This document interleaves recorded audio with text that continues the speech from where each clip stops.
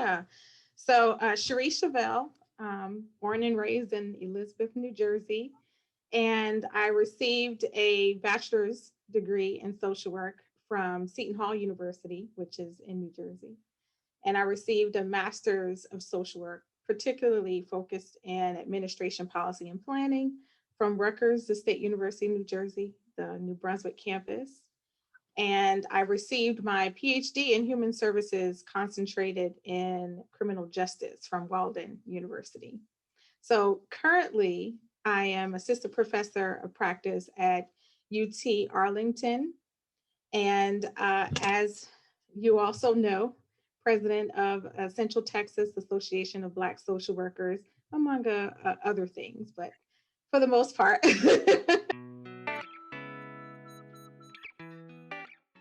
Social work, I think, has been something that was brewing in me for a long time. As I was a child, I didn't have the best of living circumstances growing up. And so I myself have had the pleasure of meeting and working with and being counseled by a number of different social workers who have been very instrumental in my own personal growth and getting me to be, who I am today. So at an early age, I was exposed to social work, and I admired the social workers who just spent a lot of time investing in me and making sure that I became, who I needed to be, reach my full potential. And I admired them.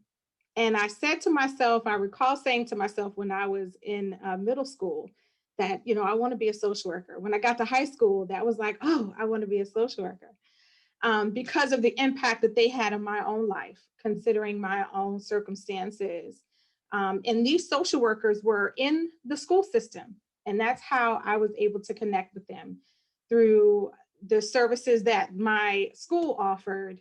I was connected to them, and these particular social workers just kind of grabbed hold of me and held me really tightly. And anytime I wasn't in class, I was sitting in their office chatting. And, so, they just had a really strong impact in my life and my growing. And so I kind of thought to myself, that's what I want to do. I want to have that kind of impact in other people's lives. People have, diverse situations and circumstances. You just never know. Even just by saying hello, how you doing, have a great day, can change someone's life. And so I decided that, at some point I wanted to be a social worker. However, when I went to college, I switched it up a little bit. I had the desire to become a nurse. My whole thought process was to become a nurse and eventually do social work, but combine the two, right? And that was my plan. So I actually went to Seton Hall pursuing a nursing degree. And so while I was there that first semester, I had an opportunity to take Introduction to Social Work. So when I took Introduction to Social Work, I said, this is actually where I need to be. And so maybe on the back end, I'll, circle back around and do social work. Well, let me just say, when I was in high school, I actually became a CNA. So my senior year of high school, I worked as a CNA, and I finished like maybe one or two classes my senior year of high school. But the way that my high school was set up, you were able to take up a vocation. And so becoming a certified nursing assistant was something that I did. I became that. So I had the opportunity to work in a medical setting. I was in ER for a period of time, which I loved it because it was just a big roller coaster ride, and I just had too much fun. I had the opportunity to work on a dialysis unit, and I also had an opportunity to work in various nursing homes. So by the time I got to Seton Hall, I was kind of dead set on doing something in the medical field. And so I decided that nursing was going to be the route I was going to go. I kind of toyed with the idea of pre-med, but I just, went the direction of, well, nursing and social work, because I still held on to the idea that I wanted to be a social worker because of the individuals in my, social workers in my life that had an impact on me. Long story short, I took Introduction to Social Work, and it just changed my whole plan, right? It just, whatever plan I had went out the door, and I decided that I needed to just full speed ahead, give all my attention to becoming a social worker. And that kind of is where it began. Introduction to social work kind of captured me, and since that time, I have not turned away from social work. Forensic social work basically is the intersection of social work and law. And in that regard, my roles have been to work with individuals who had some connection, some obligation to the legal system. And so I kind of started out initially working in drug court settings in the state of Florida. And so my role was kind of twofold. Part of my role was to be in a community in a drug treatment facility, offering things like group counseling and individual, but everyone who was a part of the drug court program, I oversaw. And so my responsibility was also to go to court every 2 weeks, and go to the judge's chambers prior to court and talk about all the individuals that were in the treatment setting and their progress and or lack thereof, et cetera. So it literally helped me to understand how to work with legal professionals in that regard. I didn't get that training in graduate school or undergrad. And so it was a real serious learning curve for me. I had to definitely step out of the box, step out of my comfort zone. But I did that for a period of time working in Florida. Another part of my job also was to go into the correctional settings, the county jails, and to do programs with those who are there. And my first experience, or an earlier part of the experience, I got a really good dose of what it was like to work inside of a correctional institution. So probably within I think the first 2 weeks of me being there, a fight broke out and it was huge. So the whole facility was locked down, and it was always a horror story. Make sure you get out of there before anything happens and it, gets locked down. And it happened. I was in the middle of we were in a group and we were going over, relapse prevention type stuff. And something happened on the floor. And they shut down everything. And one of the officers literally picked me up and practically threw me into the classroom, shut the door, and that was it. And I was in there for hours upon hours. No one came to check on me. I had nothing because you can't have a cell phone or anything like that inside. And at that time, I was kind of anti-cell phone, but that's a whole nother story. But yeah, I was in there. I was in by myself, and my sessions were early afternoon. I was not let out till 10 p.m. that night. Oh. So no one comes in, no one goes out until the code is over. So I was there that whole time. I was freaking out, but that literally broke the ice for me. That broke the ice. And after that experience in Florida, I just continued in that particular area, working in various different correctional settings, private and public. And it just became almost that niche. I felt that was my niche to work in that arena in correctional institutions. I eventually moved to community corrections, where I literally was working with individuals who were either on the verge of going in or was coming out. So working with them specifically became a little bit more focused when I was working in Kansas in a private correctional setting. And, one day I was working with, and this was in a male unit in the facility, and the individuals that were there, they all, for the most part, they all had children, and a lot of them had, joint custody or partial custody, that whole type of stuff. So part of my role was to help facilitate their ability to communicate with their families and, keep check on their children and that whole sort of thing. Well, anyway, make a long story short, one day, one of the guys came into the unit and he was just crying uncontrollably. And he said, I went to go call the school to check on my son, and they told me I no longer have parental rights and was no longer able to have any connection or know anything about his child, when this was routine. This was routine. constantly checking in on a child, talking with a child, the whole sort of thing. And then just one day it was over. Work that's focused on parental rights termination, involuntary parental rights termination with regard to those who are connected to the justice system. And so that's kind of a synopsis of kind of where I went, starting, with drug court and then just kind of moving around in different states, working in different capacities, range. Yes, it ranges and it all depends on where you go, in terms of what setting you find yourself in, whether you will be nonprofit focused or will you be in public settings or will you be in federal settings. So you may start in the mid 40s, but you can find yourself in the high 100s, you know depending on where you go and what your kind of niche is within that area. So it is a huge range. Credentials matter in our field, right? And so the more credentials you have, meaning certifications and licensing and that whole sort of thing, the more you are able to make in terms of salary. You're a licensed social worker, particularly, you can earn more, obviously, if you're a licensed clinical social worker. So we're talking about the 100s. You're particularly talking about those who are licensed clinical social workers working in correctional settings or working in community correctional settings or working in some way, shape, or form in legal environments, and not just correctional settings or community corrections, but also in the court system. So there are different avenues that you can go, but you have to decide which direction you go, and make sure that whatever direction that you go, you just check what the range is for whatever position that you're pursuing, because the range is great. The range is great, but the opportunity is with regard to your own professional development.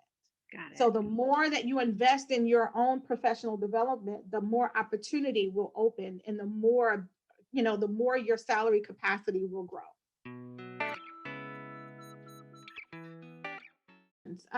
So at the university, my focus is on teaching. So you can have a focus that's based on research, or you can have a focus that's based on teaching. So starting out in academia, my focus was on research. And I since kind of switched over to having more of a teaching focus, because I have developed this desire to do more to shape and develop aspiring social workers. The continuity of our profession depends on it. So I feel very strongly about doing that. So I've kind of since transitioned over to the teaching side. So my teaching is focused right now in the area of advanced micro practice, generalist micro practice. I also teach a course in integrative, which is basically pulling everything together that you've learned in the program, the master's program that is, and basically demonstrating it. And there are different ways that you would demonstrate it, but for the most part, it's through a written document. And so I also have that as well that I'm teaching. I recently, not too long ago, developed a course in social work and law, which is coming to UTA in the fall, which I'm really excited about. But but that's pretty much what I'm focused in on right now at UTA is teaching, and as well as interprofessional education, working towards that as well, trying to bridge the gap between social work and criminal justice, social work and law, which I think is definitely needed. And so that's kind of the thing that I'm doing now, is focusing my attention on trying to figure out how to bridge the gap between the two professions. Because if you really think about it, everything that we do in social work is grounded in the law. If you really think about it, everything that we grapple with is based on what's going on with the law, or what the law has said. The law literally guides what we do as professionals, our professional behaviors, everything with regard to what we do as social work, or a lot, for the most part. what we do as social work is guided by some legal authority. And so I think it's necessary for social workers to be not only aware, but to be competent in being able to navigate the legal system, the legal environment. When we are working with individuals and families, you are going to be working with individuals and families connected to the legal system in some way, shape, or form. And it's important for us as social workers to be able to not only navigate, but also have influence, to be able to have influence in those environments, in environments, these legal environments that may not necessarily welcome us with open arms. But we have to be able to develop ourselves to the point, and not just in terms of the knowledge that we have, but in terms of our skill ability, right? Our skills, our ability to exercise different techniques and skills and be able to build partnerships and collaborate, as well as to advocate and kind of mediate within those environments, and be able to do it in a way where we don't feel like we are the kind of the odd one out, or the one in the room that no one really wants to deal with, or the one in a room that no one wants to agree with, but the one in the room that is credible, that is valued, and is able to influence what's going on in the environment. We can do that in our own social work environments, in our social work settings. We have great influence there. We are able to flawlessly navigate our own environments as social workers. And we do that comfortably, we do that competently. But when we get into these legal environments, we have challenges. And so my hope is that through the efforts that I am currently putting forward, we will be able to, at least social workers at UTA that's coming through UTA, will be able to have the competence as well as the confidence to influence those environments on behalf of those whom they are serving. But it was always in the plan. It just so happened that in 2009, December of 2009, I lost my mother, and it was sudden loss.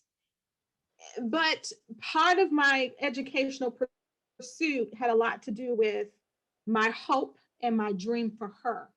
Till 2009, when she was no longer here, I kind of toyed with the decision of whether to continue on this journey that she seemed to kind of be the driving force for, partly being the driving force for. So anyway, I decided to continue on, and I went ahead and pursued the doctoral degree. It was initially going to be in social work. I had an opportunity to actually do a doctorate program at Rutgers right before I left, Rutgers. I really should have just transitioned right into the PhD program, which I had the opportunity to do that. And it would have been smart because I was working at Rutgers and all of my education was being, paid for. But I didn't take that route. I can only imagine what you could be saying. I didn't take that route.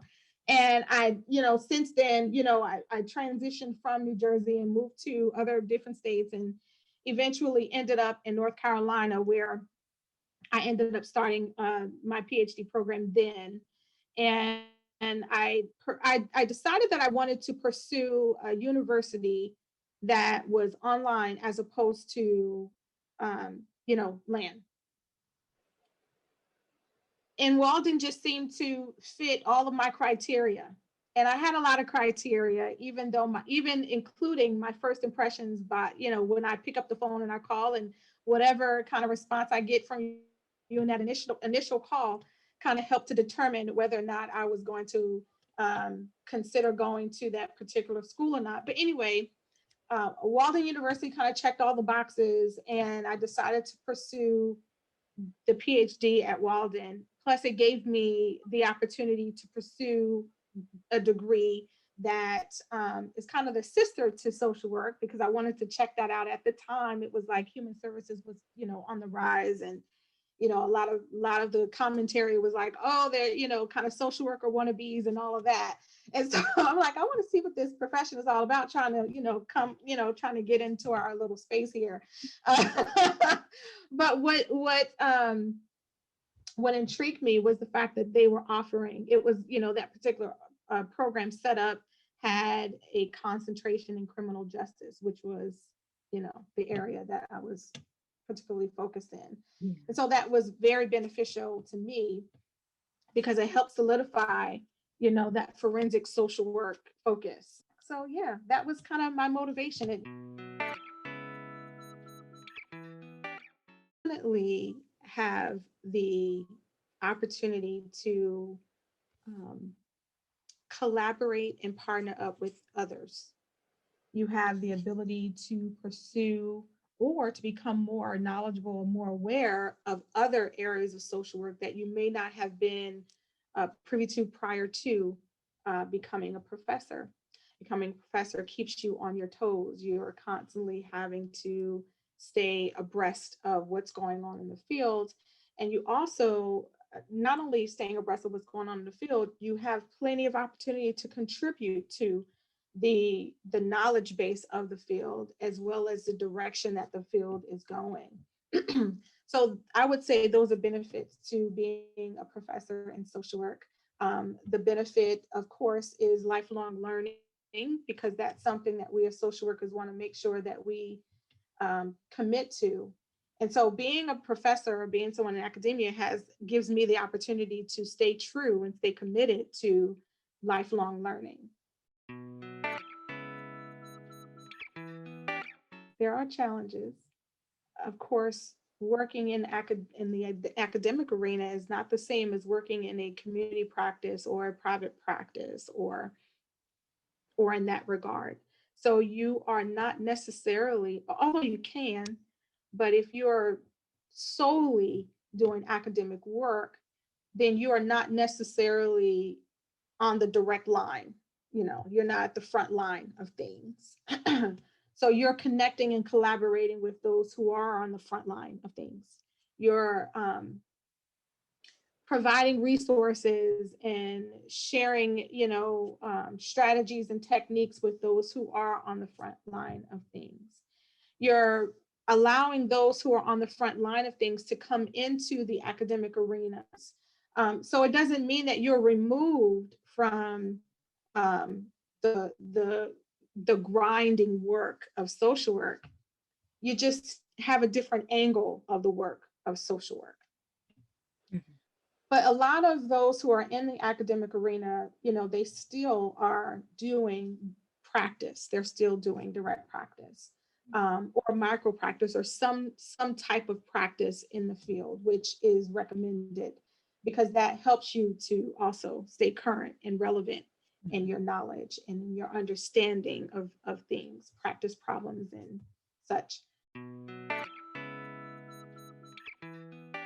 And it ranges. Mm-hmm. It ranges. It can go from 60 to, again, it just ranges. It can even, depends on what area of the country you are in, for that matter, what area of the world.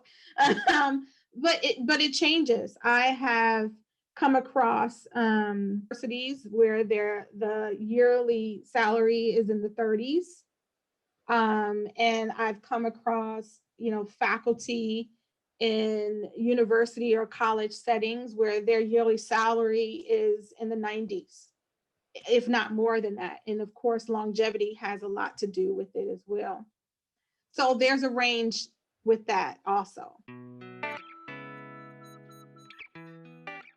Adjunct, as what's kind of the common term for it, but there are other terms such as contributing faculty, depending on where what university or, where you are in terms of what the terminology is, but essentially it's part-time teaching work.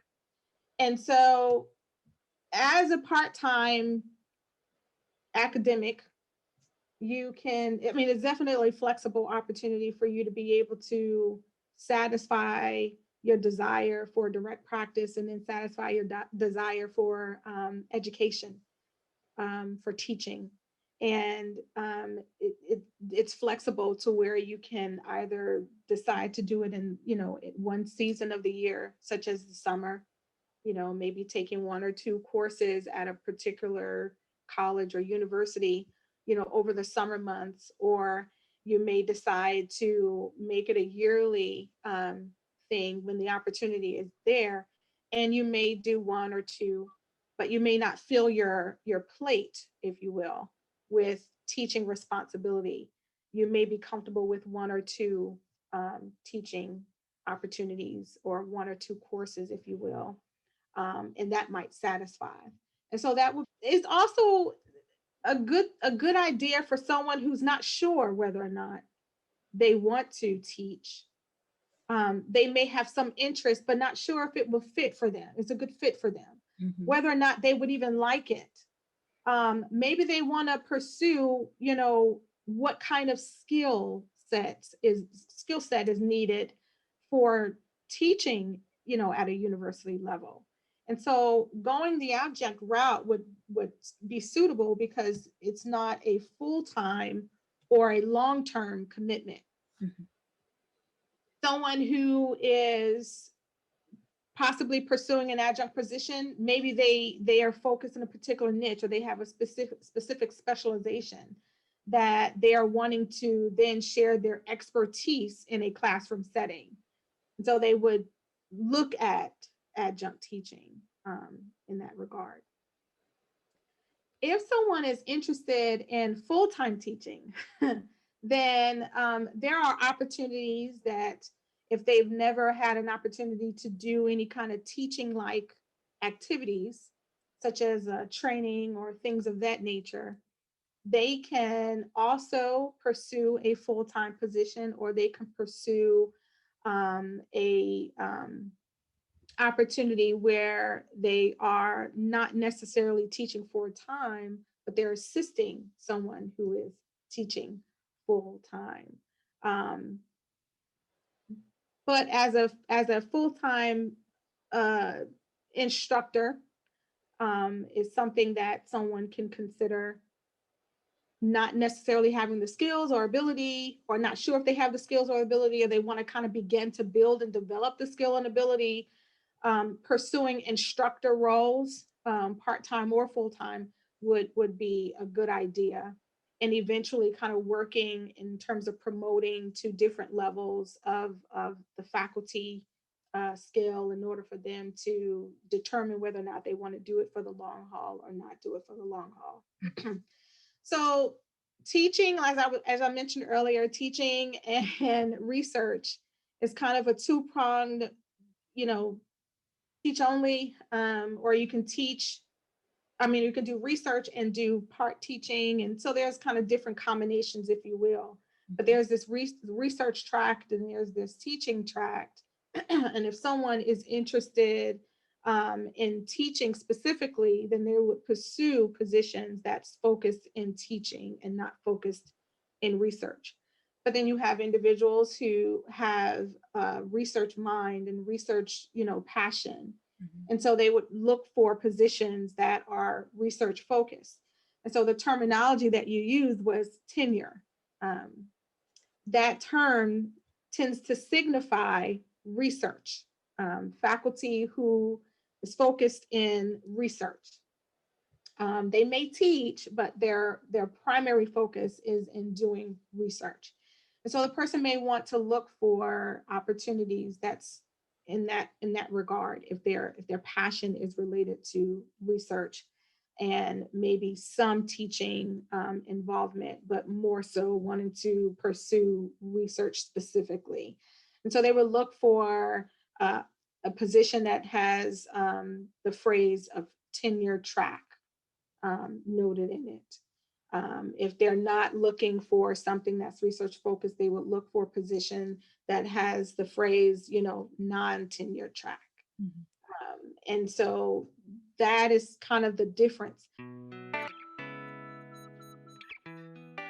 If the person is interested, if anyone's interested in becoming a professor at any level, at minimum, a master's degree is required. And it also depends on, what the pursuit is. Because depending on what the pursuit is, you may have to have a doctorate degree in a related field. So those are things that to take into consideration. So for the most part, if you're looking to teach at the undergraduate level, you will need to have a master's degree in social work or some related area. But if you're looking to teach at the master's level or beyond, then you would need to have a doctoral degree in social work or some related area.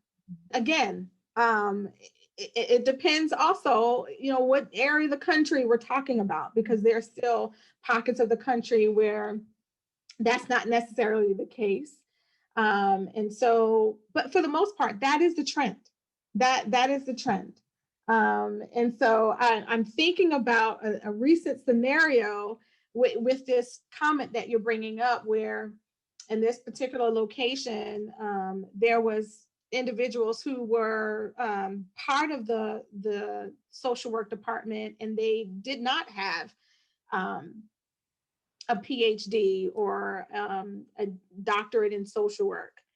And it was problematic. And so there was this big kind of changeover, if you will, that became quite stressful, and created a lot of ruckus, because it was a confusing process. And but that kind of scenario has happened across the country in different locations, for reasons that I'm not able to clearly articulate right now. But it's if you think about kind of the direction that our profession is going, solidifying our legitimacy and wanting to make sure that that our reputation in the world with regard to being a profession is not questioned. And then those who have developed certain level of capacity is not being viewed as not have reached that particular level of capacity, but have the ability to function and operate in different capacities with regard to having a social work degree, as well as the advanced level degree, and do the work that the particular position is requiring. Some of that has something to do with this shift in academia with regard to master's degree versus a PhD. And now you have master's degree versus a doctorate in social work. That's now being the talk of the town. What's the difference between a master's degree and a DSW? And how do you distinguish between the two? And why is it needed? And why is it necessary for us to have this, doctorate in social work, when someone who has a doctorate in social work is not doing anything as perceived differently than someone who has a master's in social work. So there's a lot of conversation, and the conversation is basically about the future of this profession, where we're going, and how we're going to continue to strengthen our legitimacy in the world. Do you really need it? And so as social workers, it's so important for us to really think about where we are going, because there are so much, our field is so broad. There's so much out here that we can do. There is no shortage of things to tackle in, with regard to, being in this profession of social work. And we have to get to a place where we become focused and knowing where we're going, so that we can expend our energy, our time, and our effort making sure that we get there, because we can become distracted and we can get kind of taken by so many different interests And then we realize that we're not really, how much help are we actually doing if we have our focus in so many different directions? And so once you solidify and have a good understanding of where you're going or where you think that you want to go, because I'm one to tell, I tell my students all the time, I went to graduate school, and I wasn't really too sure.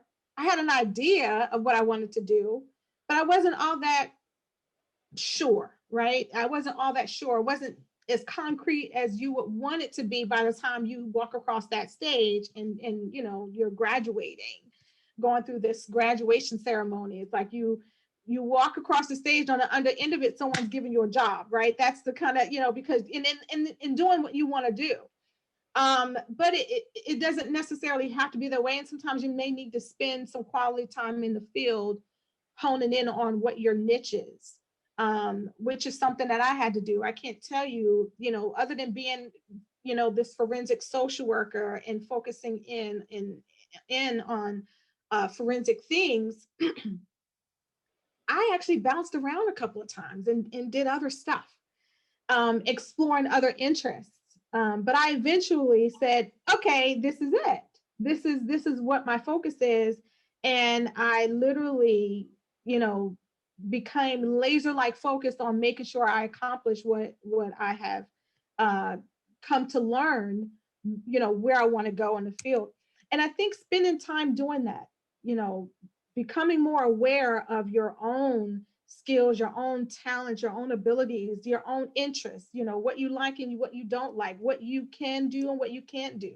I knew at an early point in my career that working with children was not it for me. That is a limitation. We all have limitations as social workers. And I am not ashamed to tell what my limitation is. I cannot work in children and families, in the area of children and families. It's just, and my own personal history has a lot to do with it, but I know that as a limitation. So I knew that whatever I was going to do in the field was not going to be in that direction, regardless of what was being offered, regardless of what, sounded good, look, whatever. I just knew that that was like, do not go that direction because it would be a disaster. So it's important for us to become so aware of who we are as persons, who we are as, I should say, as individuals, who we are as professionals, because our personal and our professional self, they go hand to hand. You can't separate the two. They go together. And so as social workers, you have to be very clear about who you are, what you can do and what you can't do, what you can engage in and what you can't engage in. And let that help to focus you in the field in terms of how you commit to the profession, what you're going to do. And if what you decide that you want to do, if it does not require you to get a doctorate degree or it doesn't require for you to get a PhD, then choose not to do that. You can't pursue a doctorate degree or a PhD for that matter just because you want to have the letters behind your name. It's not worth it. And I say that because, and okay, let me correct my verbiage here. To pursue that level of education is worth it. However, if you're doing it for the wrong reasons, okay, it's problematic because you won't get there. Okay. The road to complete that level is rough. And I'm just reflecting back on my own experience pursuing my doctorate degree and the stories of others that I know that have pursued theirs. And the stories have this underlining theme of, struggle. And I mean, if you think getting a bachelor's degree or a master's degree was rough, then you don't, it's even the more when you're pursuing that next level. And I can't count how many times I have, I can't even count on my hands putting them together, how many times I was ready to quit. I can't count. I stopped counting. But if you don't have the desire, if it's not a part of the, whatever the goal is for your life, whatever mission or vision that you have for your life, if it's not part of that, then it will be easy for you to just throw in the towel. I can't tell you how many people have completed the courses but haven't completed that other part of the process, which is that dissertation. And there are people, hundreds, if not, well, I'm going to say more than hundreds, hundreds of thousands of people who have pursued and did not complete because of that other part that requires so much more than taking a course. So if you go into it, not with the right reason, if you go into it with the wrong reason, you won't get to that end. So you want to think really critically about what you want to do in this profession and what is it going to take for you to be successful and effective in doing whatever it is that you want to do in that profession. Because it may mean that you just need to get a certification. It may mean that getting the license, the clinical license, which is at the top of the licensure kind of chart for us, getting that clinical license is what's going to do it for you. It's going to solidify your path in terms of you getting to where you want to go and being able to get there and be satisfied and fulfilled in your role in the profession in terms of what you do, what practice area, what problem of focus, and all of that stuff. But I beg you, if you're thinking about, pursuing a doctorate because you want to be called doctor, please don't do it. It's a very expensive pursuit, and it would not be advantageous if you pursue it when your heart is not in it, and then you quit midway. So spare yourself that, and really think about what would be advantageous to you in doing whatever it is that you want to do in the field. Not to say that if you have a doctorate degree or a PhD that you can't pursue credentialing. I have several. Uh, you can do that, and it's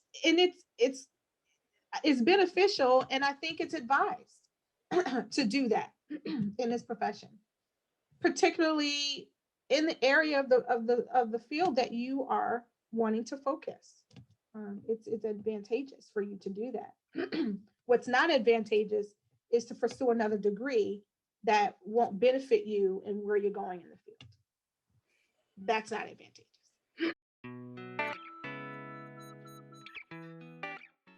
About the reason why, or part of the reason why I have decided that this is what I would do as a social worker.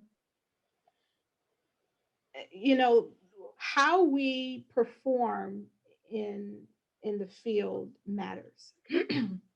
What we do as social workers, I'm sorry, I got something going on with my throat.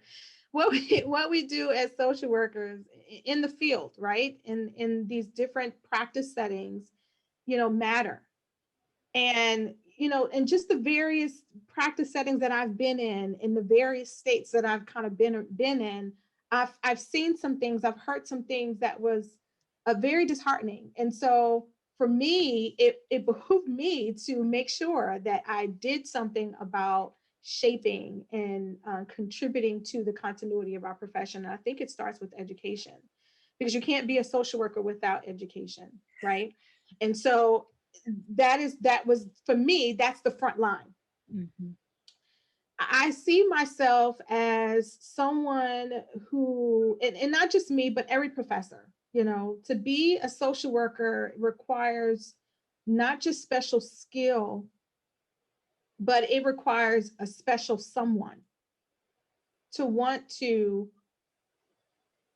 take on, the life's challenges of others, and want to do something about it, because that's what we as social workers, we ask the question, what are you going to do about it, right? And we work and we function in that regard. So in the academic setting, my role and I see everybody's role in academia in terms of you know, our role when it comes to students who come into the doors. Our job is to first of all validate you as someone who is valuable, someone who is worthy, and someone who is capable. Okay. But also to help you identify the greatness that's within you and bring it out. That's the role that I perceive that as my role. Now, in doing that, of course, there are some layers that have to get shed. There's some, you know, things that have to get plucked off, and you know, some things that have to be dealt with in that whole process of transforming self to be a social worker. But I think that in order for social work to be social work, we have to be able to tap into the greatness that every individual social worker has, so that as a collective profession, we're able to do the great things that we've done already, but we want to continue to do for the long haul. So the takeaway is this. Um, whatever area of the field that you're in, and it really just doesn't matter, you have to make sure that you have grabbed hold of whatever that greatness that's in you, and you allow it to come forth. You nurture it. You allow it to grow, because that is what's going to transform, transition, confronted with so much. We're confronted with so much. And but that's the key thing that's going to help to do the kind of work that we're setting ourselves up to do in these various communities, in the various lives of individuals. You have to tap into your own greatness. And so in education, my job is to help you locate, tap into, and bring forth that greatness. So that's the takeaway. We all have greatness within us. You know, don't ever let anybody tell you that you don't have greatness within you. You do. We all have it. You just got to tap into it.